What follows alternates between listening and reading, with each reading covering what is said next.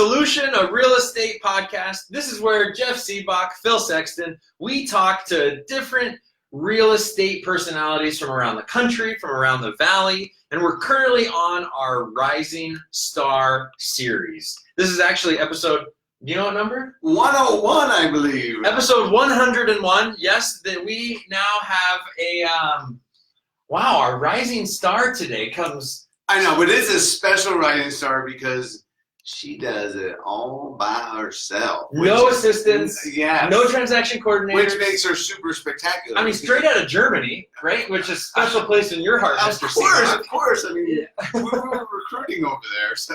In Germany? Yeah. Yeah. And so she comes, now she works in the Southeast Valley. She's with Remax Renaissance. Should we tell them her name? Darlene Gutteridge. Hello, everybody. Woo-hoo!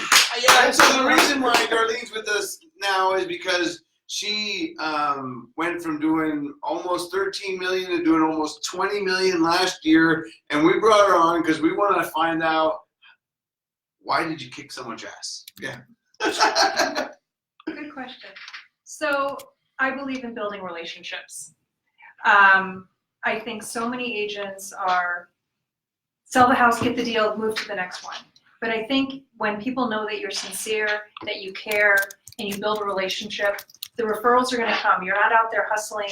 You're not out there knocking doors. You're not out there phone calling. I don't do any of that. I take care of my clients. I appreciate them, and I build relationships and friendships with them. I can honestly say that a lot of my clients have turned into some of my really good friends, and they continue to work with me, and it's nice to see people change, and you guys have experienced this. You meet somebody, they're newly married, now 15 years down the road, they've got 3 kids, the dog, they're living the American dream, and you've helped them buy 4 or 5 houses. Yes. Yeah. So I love seeing those. I love seeing those changes.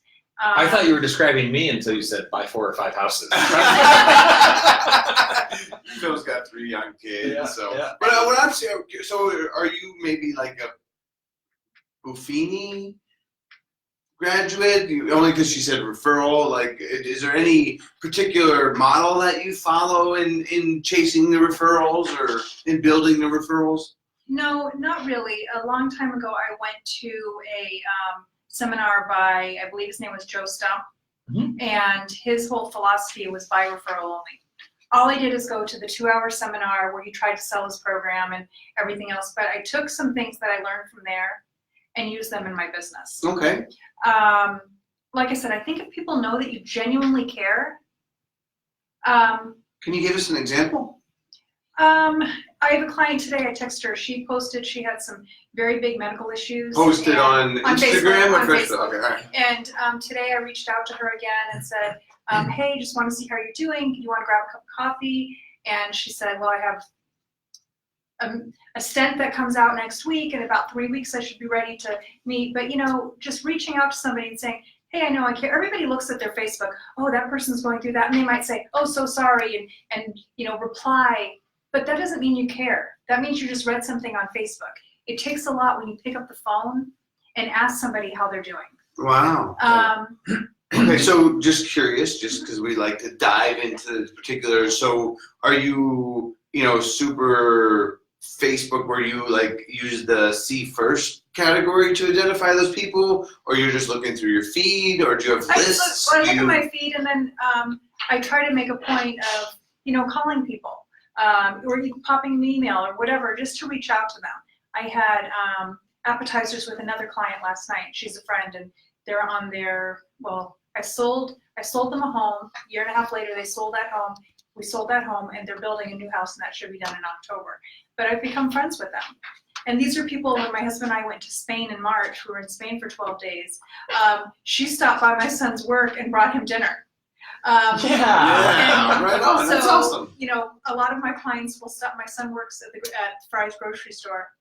Shout out, Ben. What's up, Ben? What's up, Ben? Mom says don't stay out late. But they'll see him at the grocery store and say, hey, Ben, I'm so and so, and my son will come home and say, Mom, I think one of your clients came by at the Fry's, and he works the produce department. So everybody knows, I'm an open book. They know what's going on with me. But I feel like if I can call people and talk to them, like I said, if they know you're genuine, they're going to want to work with you. And they're going to want to refer their friends to you. Yeah. So I want to dig a little deeper. Yeah. To me, all right, so is it because you designate from 9 to 11 each morning, or is it at nighttime? Like, when are you devoting that time? Because it seems like now twice you were mentioning that you have time to make phone calls, or is there any kind of, is there a plan There's not a plan. There's not a plan. I kind of make a note to either send, it's not a specific time. I'll send handwritten notes to people. If I saw that they had some accomplishment, I will send a handwritten note. I also do that with agents that I work with. I'll send them a $5 Starbucks card saying, thanks a lot, it was wonderful working with you on this transaction. Like I said, you do something what like if they that. like went the macchiato or whatever, just then $6 or $7? That's up to them. They can They gotta pay. They gotta pay. Okay. They just had a closing. They can afford that. But it's that personal touch. I do things every year for the past, I think 6 years. I've done a big client appreciation party where I have raffle prizes, and I do all sort. I do it at. The last couple of years, it's been at Santan Brewing. It's turned out the best. I have the whole back room to myself and my clients, and somewhere between 75 and 80 people usually show up. Awesome. Yeah. And it's not my goal from that to get referrals or get leads. I do But it get happens. them. It happens, Yeah. and that pays for the party. But people have such a good time, and I'll even get people in the middle of the year. Hey, you having another party this year? Yep. And I'm like, yeah, and it's funny what people fight over, because when I do the raffle prizes, I have a big table of all the prizes, and it's all things that typically I hand pick. I typically have like a big thing of Costco vodka, well, not bottle of vodka from Costco, and people will, just say, I want that. So now I used to just pick it up and pick out a number and say, okay, number 5, you're the winner. Now I let them go up and choose. Yeah. Yeah, I'm not sure. I might have to change that. Last year I had an artsy thing in the vodka, and the husband screamed, vodka, and the wife said, no, I want this. Pillows. Yes. Fun. He's That's like, awesome. we don't need more stuff. So you said 6 years you've been doing the client party? Yeah. Because I also read that you've been the number one agent in your office for 5 years. Yes. So you because I've only been with this office for 5 years. got it. So as long as So- you've been there, you've been top of the pack. Yes. All right. Well So done. when you're doing the marketing for the event, so tell us about, like, is it invitations that you send? Invitation. I do invitations. Do you do a follow-up phone call too? I still follow up email.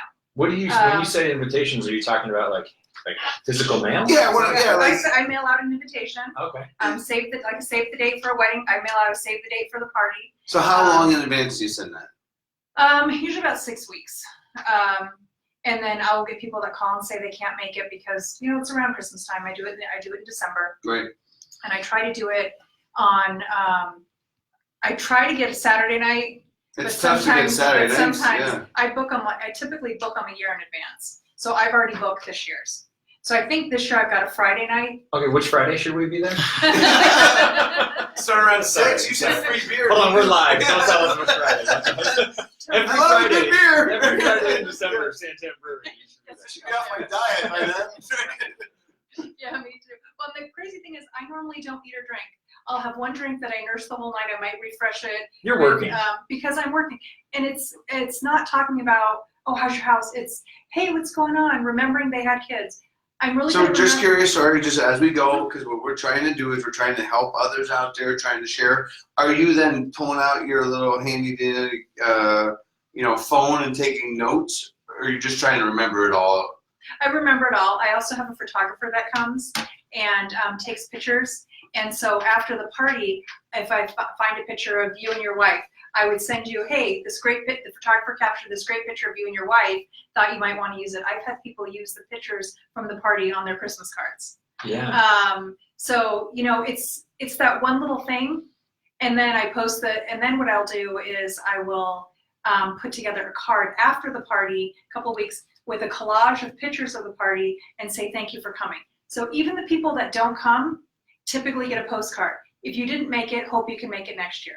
Yeah, so now what you're describing to me is 6 weeks before this event, you are beginning to communicate with all of your Right. past clients. Right. How do you estimate how many people are going to show up? So That's a tough one. I usually get, it stays about the same, about 70, 80, somewhere right around there. Okay, so 6 weeks, you send that, and then you follow I up. make them, I have it, you have to RSVP. You have to RSVP. So you could cut off. Mm-hmm. You could. But well, I could. I've luckily never you had to. If anything, we go overflow.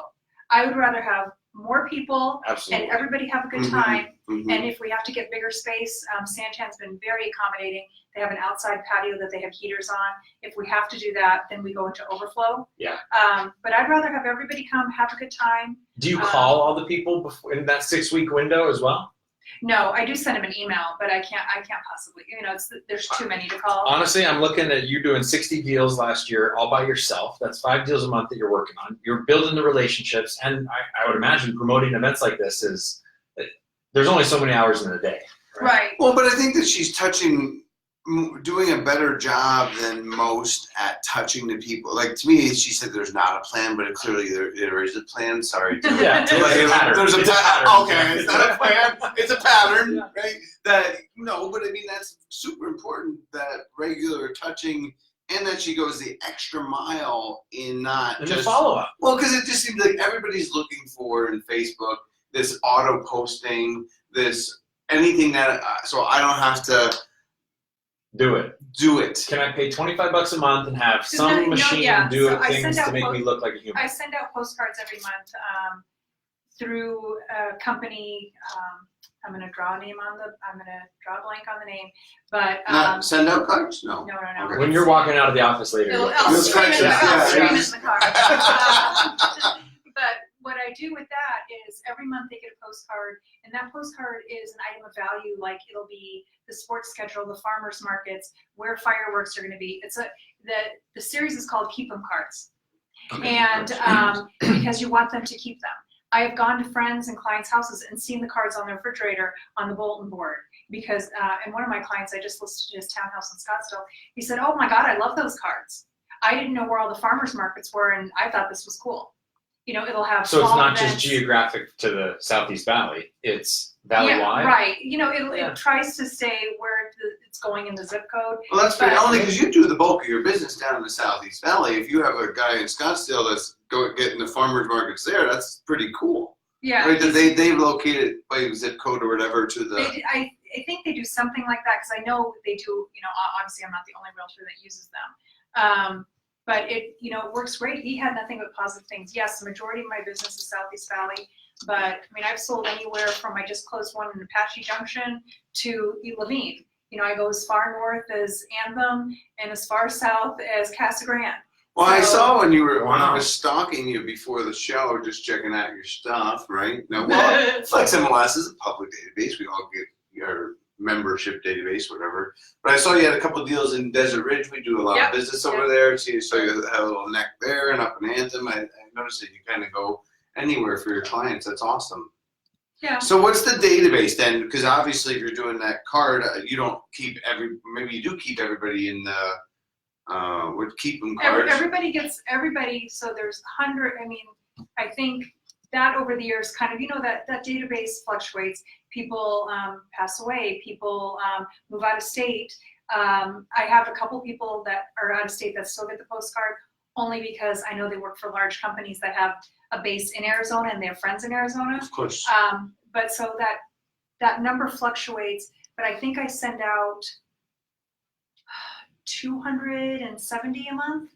So you're trying to keep a lean, mean database. Like where ours is, we're trying to grow the database as large as possible. It seems that you're just being focused on the Power 300, right? Right. You're at a different scale. Now, to the party, 300 people don't get an invitation to the party. If it's somebody that I worked with 10 years ago, and they're not responding or anything like that, I'll keep them on the postcard. But they don't get the invitation. I'd probably say it's the people get the invitation are the ones within the last 5 years, and the people that are like really good referral sources. So I've got one client, I just had dinner with her last week, and a couple other girls, and she's referred me like 7 people.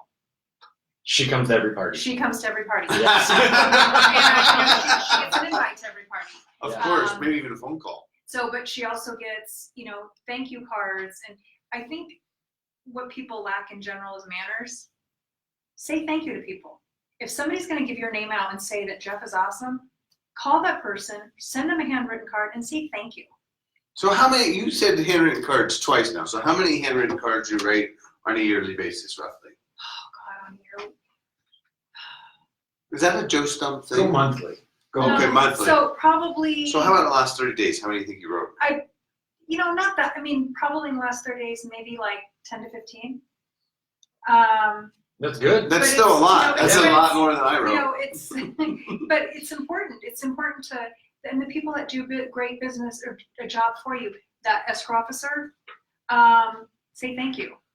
Because guess what? If she likes you and you said thank you, who's she going to work harder for? She'll work harder for you. Right.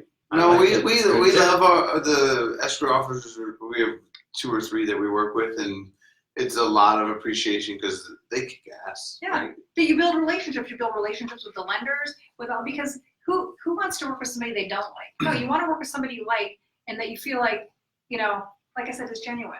All right, so let's talk about. I want to try and turn the page and talk about a little bit something else. But unless you've got questions, I do. Well, it's not just questions. It is hearing you talk about relationships, reading about you, obviously the bio that we have about you before the show, and then hearing you talk about relationships. They line up because one of the things that I see in here is that you give your time, you donate time, you volunteer, whether it's with pet rescues.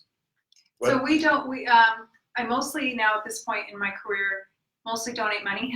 Okay. So on every transaction that closes, my husband and I donate to a couple pet rescues, Phoenix Children's Hospital, and I'm going to get all emotional. Phoenix Children's Hospital holds a very special place to our heart. In 2000, sorry, I'm going to get all jumped Yeah. in 2015, before my son started his freshman year of high school, he went into full liver failure. Oh, wow. And was listed for transplant. When something like that happens to your family, you realize what your priorities are and who your friends are. Very quickly. Yes. Very, very quickly. I promise I won't cry. Okay, But just in case. So he actually went listed for transplant. Phoenix Children's Hospital did a phenomenal job. He did not get a transplant. Once he was listed, they were able to start a regime of medications and steroids. The liver is the only organ in your body that can heal itself. It allowed his liver to progressively get better. Wow. He is currently on anti-rejection medication still. We just had an ultrasound of his liver a couple weeks ago. That came back good. Now we're going to do a biopsy. And the goal is that if the biopsy comes back good, then we're going to start weaning him off the anti-rejection medication. Holy smokes. So, Wow. Well, that's going to be a Phoenix- whirlwind of emotion. So Phoenix Children's Hospital, now RE/MAX does something phenomenal. Our office does something phenomenal where every year we go in and we decorate a tree. So we decorate a tree and then we donate to what's called a food pantry. So I'll tell you, as a mom that spent a month at Phoenix Children's Hospital with my child, when you're in the middle of the night and you're hungry and the cafeteria is closed, and I don't know why when you get sick, people bring you lots of candy, and all you've got is M&Ms and stuff in the room, and you're like, I'm starving, but this isn't gonna cut it. Right. The food pantry. Yeah. The food pantry. So I've sent out, last year I asked for a donation drive from my clients. Would you please support the food pantry at PCH with me? And people dropped off donations to my office. So PCH is very important to us. So what kind of food can you give? Anything that's individual servings, like little macaroni and cheese cups, granola bars, things And like that. non-perishable. Yeah, non-perishable that you can put in the pantry, and that in the middle of the night, if you need something, top ramen, Yeah, something better than M&Ms. Yeah, something better than lots of Did you candy. more? Some stew? More, it's Yeah, like candy. so Stew. anything like that. But we donate to PCH.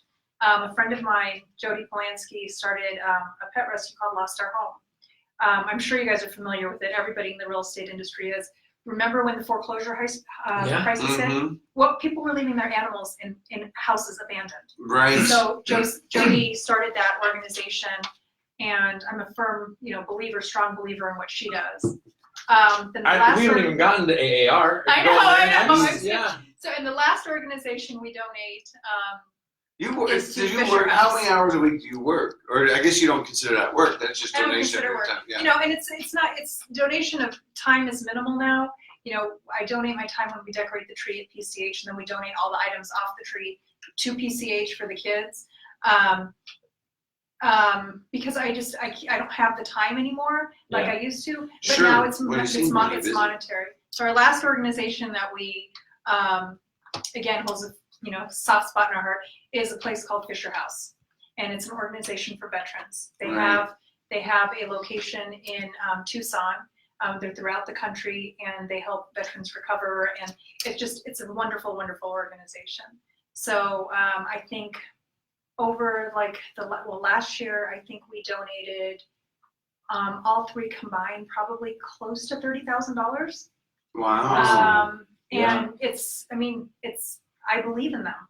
I can tell. And, I mean, you can feel it oozing out of your soul. And so, I tell That's my awesome. I tell my clients, every house that is bought or sold through me, we, at the end of the year, we write a check to these organizations. My husband and I will sit down and say, okay, this is what we're doing to this person, this is what we're doing this, and we send them off. Awesome, dude. Yeah. That's awesome. I'm gonna get one of those actually too. And then I know you do AAR.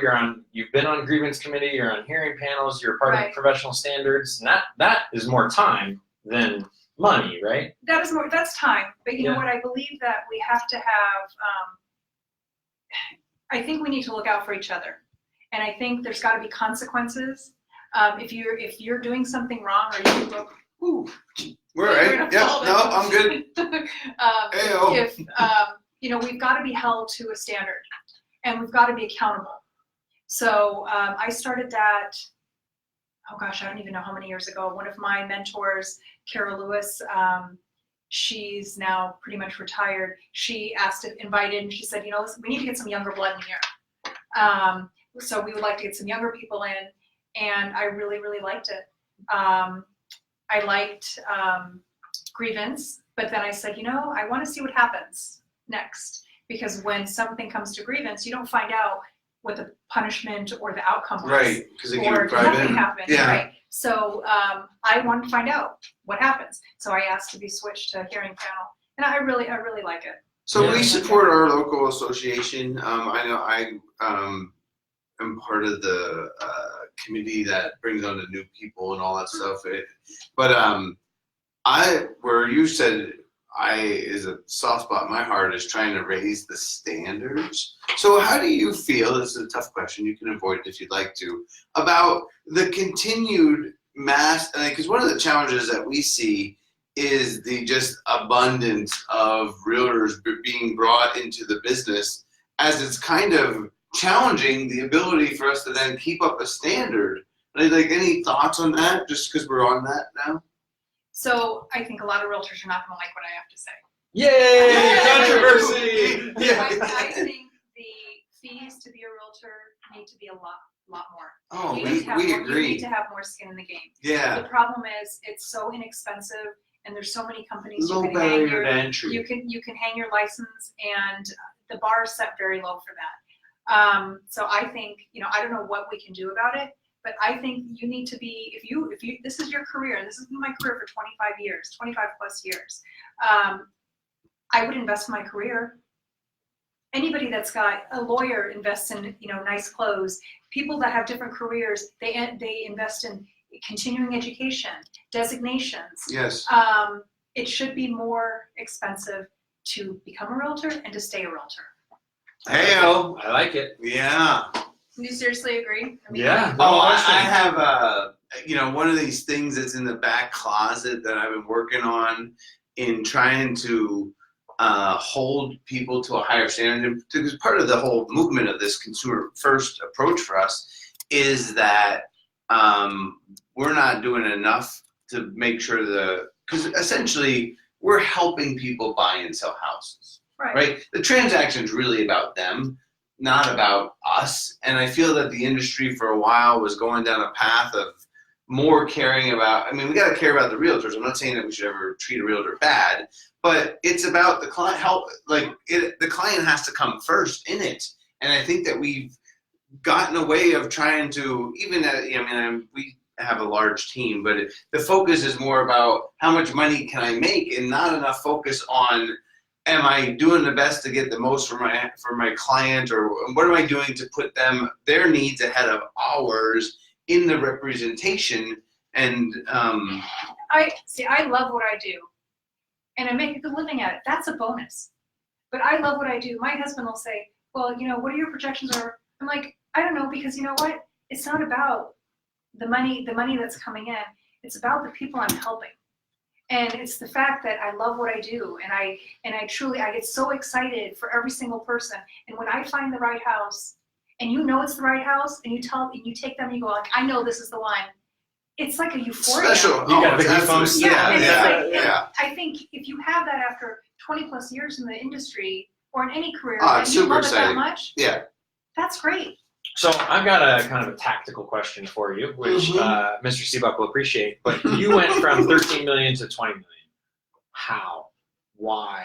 What do you attribute to that growth in your business? Because that's a big number. That's almost increasing it by 50%. 53. It's more than 50%. 53? Yeah. 53? Yeah. Thank you. 7 to 13? Yeah, 7. Cool. Yeah, good. 53. Math. Yeah. No one said we were good at math. Look, if you want to know 3% of a number, I got you. Yeah. Or 2.5, right? Or 2.5. Oh, you thought I was talking about? Oh, no. Can you mouth that? No. You just picked a random number. Yes. I think part of it is exactly, what I said before. It's building those relationships, and you have to ask for the business. You have to. When I have a closing with somebody, I ask them. You know what? If you thought I did a great job, if you know that I went above and beyond, please tell your friends. Tell your coworkers. You ask for the business. Yeah. I think it's because she's in it. Sorry, this is the part of the show where we talk about you while you sit here. But because it's just that she's always being, always on, right? Because she's it's just like saying the right thing at the right time and then following up. It just seems that you're committed to the craft. I mean, when you're closing 5 deals a month solo, right? You're always on. You're working on deadlines, or you're working on showings, or you're working on offers. It goes in cycles, like everybody's business. I have dead times. I have really busy times, and but I just, like I said, I just believe in if people know you're sincere and that you really, really care and that you're not fake. Yeah. They'll know it, and they will be comfortable referring you. And so your number one lead source then is referrals, is what I'm guessing. Well, probably number 2. My number 1 for the last few years, I've done. Well, yes, it is referrals. So the last few years, I've done a ton of corporate relocation. Okay. But I am not the preferred vendor. Now I'm there on their approved list, but I was never the preferred vendor. What I ask is, if I do a great job for somebody, I say, hey, if you know another coworker that's coming out to move, please, pass along my name. And so the past probably 5 years, 4 years, a lot of my business has been from people moving here from other states, but then also giving me people that already live here, and saying, hey, we have this great experience with this person. And what's so funny is when I have my party, and all these, a lot of people were like, hey, I know you. You work in whatever department, because they work in the same company. I didn't know you knew it. And and it's kind of like they say what's that saying, the 7 degrees of Kevin Bacon or whatever. Yes. It's like the 6 degrees of Darlene. Yeah. So my husband will go to work, and he said, I hope I can say this.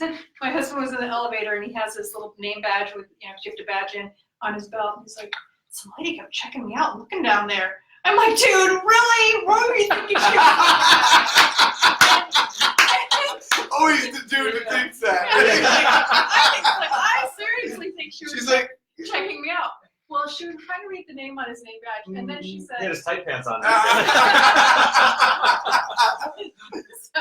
So then she read the name. She was like, hey, you're Darlene's husband.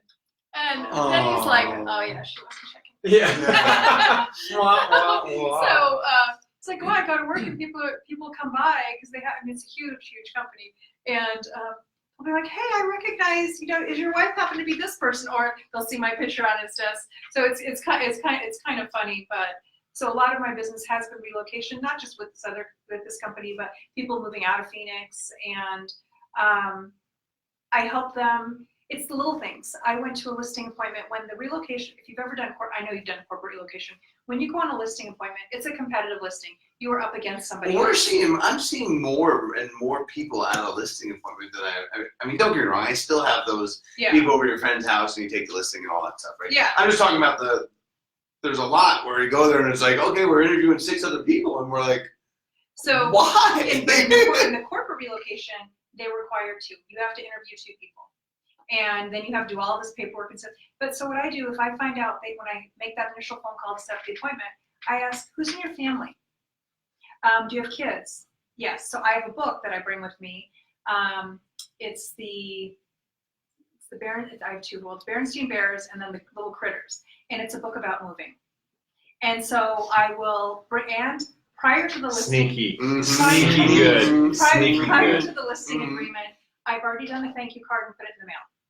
So the next day they get my thank you card. Thank you for taking the time to interview me. It was a pleasure to meet with you, blah, blah, blah. But if I don't have the book with me, I drop it off later that day. Hey, I wanted you to give this to little Susie. Follow up touch piece. I'm going to have to go with that's the first time. Where did you get that at? That's a good one. Did you come to that on your own? Oh, God, no. You know, when you pick up... By referrals only. Yes. No, you know, you pick up... AgentTruth.com? Bits and pieces from, and you go, you have that aha moment. Aha. So I went on to Amazon and bought like 5 of these books. Right. The first book I actually bought, I ran to Barnes & Noble that afternoon, bought the book, and then delivered it. Oh. And delivered it. And you know, I'm like, And you got the listing. And I got the listing. And you know what? He said the other agent was actually referred to him by somebody else, and he was really thinking of going with her, but he liked my presentation, but the book put it over the edge. Right. Because I do care. Moving is stressful for kids. Yeah. Everybody. And it's way stressful for kids. Actually, I think that we forget as professionals how stressful it is.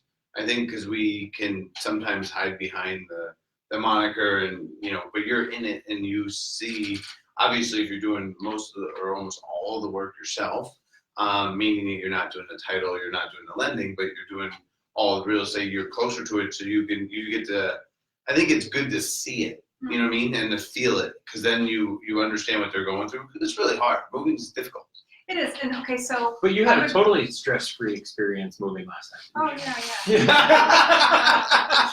We won't even mention that just in case my husband's listening. Okay. But you know, things like I help when my clients have teenagers. So I'll say to the wife, "So has your daughter told you she hates you yet?" They're like, "Oh my God, how did you know?" Because I'm a girl. When I was younger, my parents moved. When you're in that certain age, you know, 13, 15, and you know, 15, 16, you've got your driver's license, you've got your friends, you maybe have your first boyfriend, and now your parents are saying, "We're moving from Iowa to Arizona." Of course she hates you. It's devastating. Like, you know, remember how tragic anything was when you were a teenager? Yes. So I'll say that to the parents. I'm like, "Your daughter said she hates you, right?" And she can't. Like, "Oh my God, how did you know she said that?" Because I'm a girl. I was a girl that did that. And I told my parents, we moved from California to Arizona. How could you do that to us? I'm never going to have friends again. I got to get a little systems of, I mean, I can feel the love over here. But I want to get into a little bit of, just to make sure we cover everything here, because only,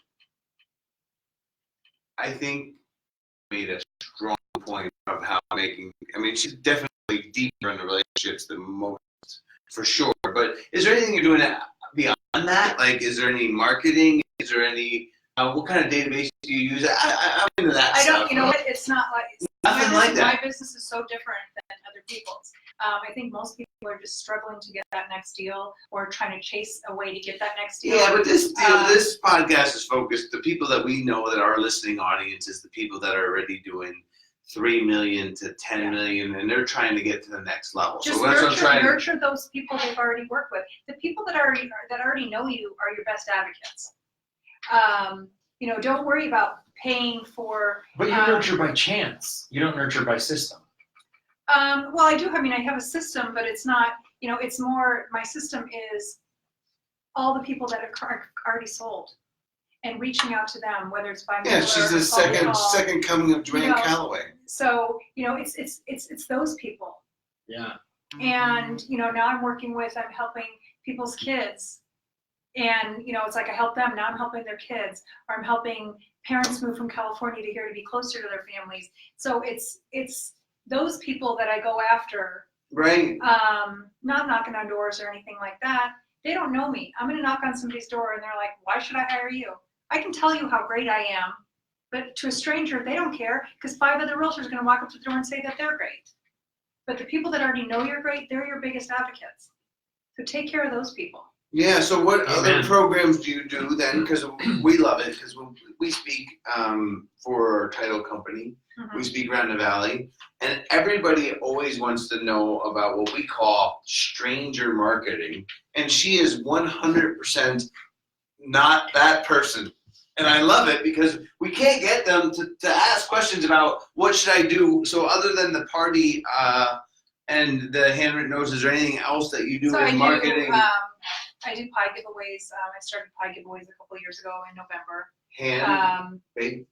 Oh yeah, hand baked. Oh, wait a minute. Not by Darlene though. Hand baked by somebody at Costco. That was my sister for a while. Somebody's hands. Okay.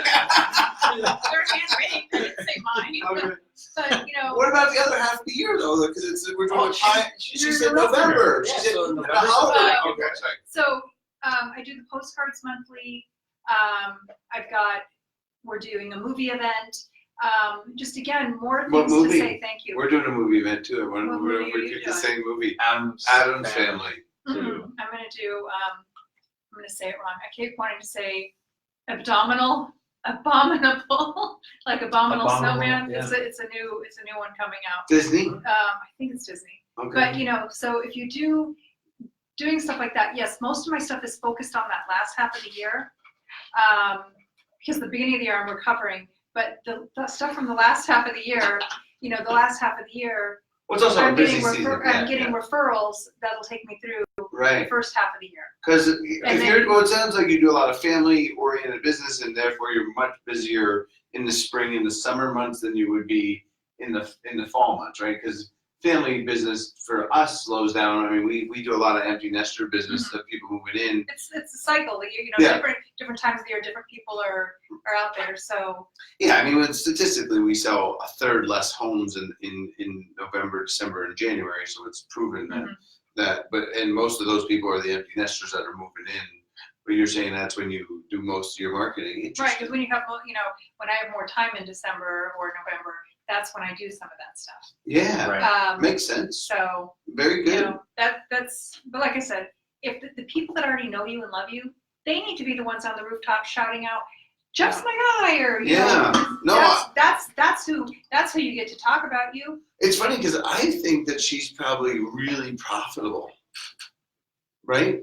I mean, you feel. Is there any other marketing expense that we didn't hear about? Because I think the industry gets too caught up, and you're the opposite, and congratulations for it, in the number, right? Like always about my number, and then they end up making less money because they're chasing and spending a lot of money trying It's expensive to meet a stranger and then convince them that you're the person that they should trust to do the transaction with.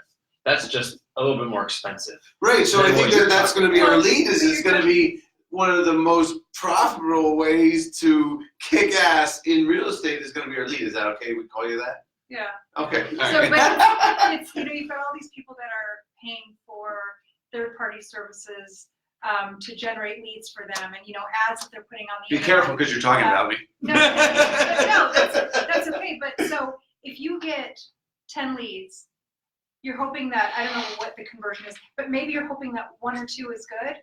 That 1 or 2 will, exactly. So, but I'll tell you, if I get 1 lead. No, there's plenty of good. It's just whether we can close them or not. But if I get 1 lead, I'm closing that 1 lead. So you're trying to cultivate and massage 10 people. Yeah. I get that 1, I'm closing the 1. Do you see what I'm saying? I see. I think I think we might be talking about that in Coffee for Closers, because we have this program where we bring newer agents or struggling agents over to our team that we go through trying to get them to do what you're doing, and that's to constantly reach out to their database and do things and nurture, and they don't do it, and that's why they're not succeeding like so you, because you're succeeding. Yeah. So I tell people if there's a problem, I know, when we close a house, the agency relationship is over. It doesn't have to be. That doesn't mean the personal relationship's over. So I had a client send me a text, and I consider her a friend, and she sent me a text. Oh my gosh, I'm so upset at the home warranty company. Blah blah blah blah blah. And she's like, I'm just venting, and I've done social things with her. So she's like, I'm just venting. I'm not mad at you. And I said, well, tell me what happened. So I called her up. I picked her up and I said, tell me what happened. So she told me what happened. She lives out in Santan Valley, and the service provider to fix the dishwasher said that was too far, and then they missed 2 appointments. And there was all sorts of, and so she's mad because she took off work twice early to go home, because we all would be, right? Yeah. Because who wants to stay there between 12 and 5 when the dishwasher guy's going to show up? Yeah, and he doesn't show up. Yeah. No. So she's she's really upset. I said, okay. Within 15 minutes, I had reached out to my contact that I have at the warranty company. I reached out to her and her assistant. Swinging your big numbers, I get you. The assistant called me back and said, you know what, we will take care of it, and we're going to waive her $75 fee, the trade fee or whatever they call it. My client called me back, and she's like, oh my gosh, they're sending somebody else out. He's coming tomorrow. They're waiving it. But you do stuff like that. That's the whole building relationships thing. Yeah. So you don't think when something comes up at work and somebody said, I can't believe my warranty company. Well, if you had Darlene, she would have called for you. Yeah. Uh-huh. No, But she chases it though. Like Obviously. you chase the opportunity. Like to me, you're almost looking for problems to solve. Hold on. You need a cape. Hold on. You said she chases it. The way that I've heard her put it is, I hate when people say I'm lucky. I work hard. I do. You know what? I remember, I will not forget, a couple years ago, our whole office was at PCH decorating a tree. And some of the people from a different branch of our office came over and they're like, you're Darlene? I said, yeah. Wow, you're so lucky. You sold so many houses. And I looked at them. I'm not lucky. Yeah. Sometimes a deal falls in all of our lap and you're like, wow, that was easy and quick, and wow, that was great. I said, I worked my ass off. Yeah. Right. And I'll give this. Oh, this is I'm what sorry. No. You can say He's usually worse. I'm way worse usually. So what I say is the harder I work, the luckier I get. You make your own luck. Yes. Right. And that's the same with when people say, if things were meant to be, they'll happen. No, you get off your ass and you make them happen. If you sit in a corner, if you sit in a corner, and I equate that to like somebody, oh, I wanted that house, but I didn't get it. Well, you didn't write an offer on it.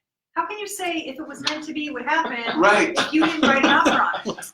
Yeah. Like we've all had that conversation with the buyer. Yes. And you're like, Oh. but you never even went and looked at it. So You know what? What It's you that say, they it was love meant the to one be. they miss, right? Like I mean, because I make my hay mostly as a buyer's agent, and just the amount of times where people, where if you're out with them and you're like, this is the one, like you get all excited, you go out there, and then they're like, no, and then like as soon as they miss it, they're like, oh, I wanted the house. Yeah. but you didn't do anything to make it happen.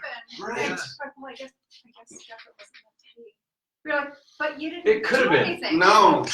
I like that Jeff's got the story that he tells of the client that said, why didn't you tell me whatever it was? Oh. And you said, I did tell you that. And he goes, why didn't you tell me louder? No, it was a woman that the house was listed like $635, and she wouldn't lower her price, even though we talked about listing lower, and she gets an offer for $615, and she was demanding $620 for that number out there that they have to have based on nothing other than their opinion that it was.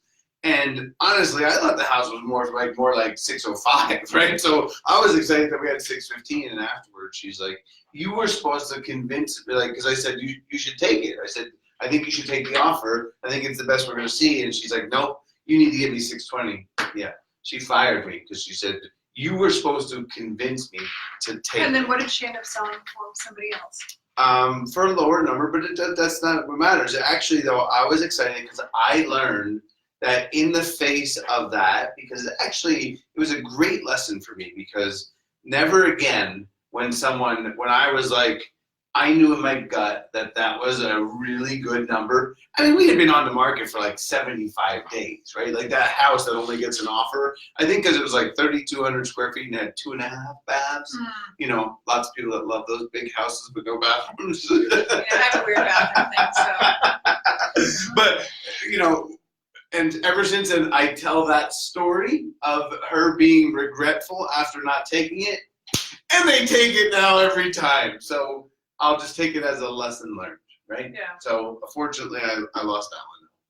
Yeah, but I got myself canned over that one. Yeah, but you can't convince, you know, you can do Oh your no, I best. can now. Well, you can do your best to tell, but ultimately it's their decision. You know, you can give them all the facts and you can say, you can tell your story, but you can't change somebody's mind. If they have, you know, people have, like, my mindset's on this, and sometimes it's because it's the principle. And you're like, dude, seriously, we're talking about $2,000, you know, but if people have their mindset on something, you can do your best, and sometimes it just doesn't work. It's something that we have to remind our agents all the time, and that's, you know, it's personal. Selling houses is personal. It's emotional. And they get caught on the weirdest shit, right? And sometimes they're not right, but it's personal and it's challenging. So we sold our house last year, and we've been in that house 15 years. Our son was 3 years when we moved in. 15 years. What year did you buy it? I mean, oh God. 04, huh? And that's the house where he was sick and everything else. When the buyer did their walkthrough, we were in the process of moving and doing some things. And the wife asked me some questions. I started crying. And I literally stopped. I'm a realtor. You know, Professional. I'm professional. but that is because I wasn't a realtor. I was a seller. Yeah. Oh, And our clients go through the same thing. And I think if you understand, like sometimes when they lash out at us about something, it's nothing to do with us. Nothing. It has to do with a life event.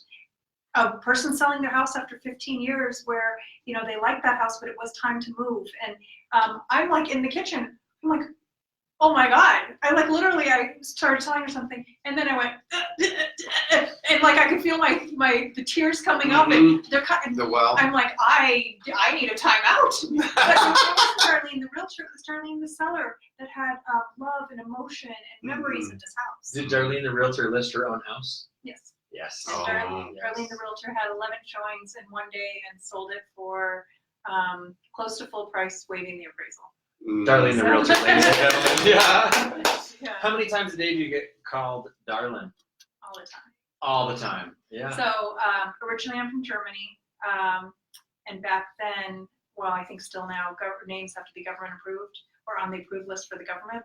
So my mom picked Darlene, and the funny thing is, when we were coming home from Spain, we went to Spain, I think it was in March or April, and we were on Lufthansa, and a young lady came up to me, and she was German, and she said, "Is that your given name?"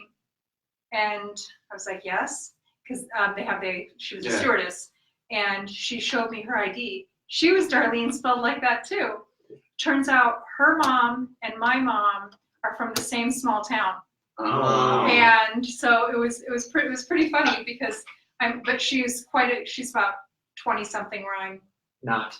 We'll just go. Thank you. All right, But so, you know, but it was interesting because so she's like, my mom and dad said it was, you know, my mom found it in a book or saw it somewhere, and then they had to make sure it was approved with the government. So originally, and in German, I's are pronounced like E's. Oh, well, I have to ask a question. And how is it Berlin?